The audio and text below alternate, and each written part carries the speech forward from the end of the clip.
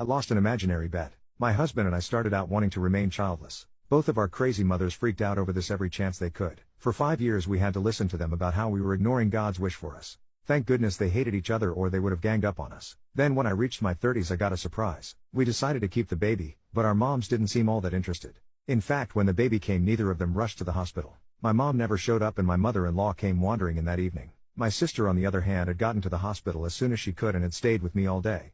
My sister and I had both walked back down to the room housing the viewing window. She wanted to see her new nephew again before she had to go home. My baby was being shy. While all the other babies that had managed to get themselves unswaddled were waving their arms, crying or just looking around, mine had one hand over his left eye and the other hand over his mouth. All you could see was the little guy's nose and closed right eye. My sister looked at this and said, "Aw, he must know that he looks like his ugly daddy because he is already self-conscious." She then said, "It's okay little fella, they have made great progress in cosmetic surgery." My husband and my sister have always said hi ugly and bye ugly to each other.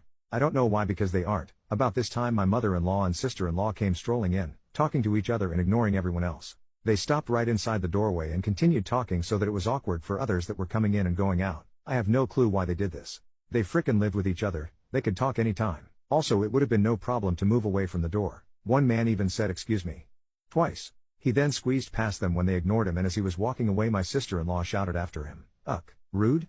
My sister and I exchanged glances. We both knew something crazy was brewing. Finally they both came up to the viewing window. Without asking me how I was or anything at all else, my sister-in-law asked, "So which kid is yours?" Oh. This was gonna be interesting even though the names were on the little cribs. I pointed to my baby who still had his hands over his face. I waited for them to complain that they couldn't see him.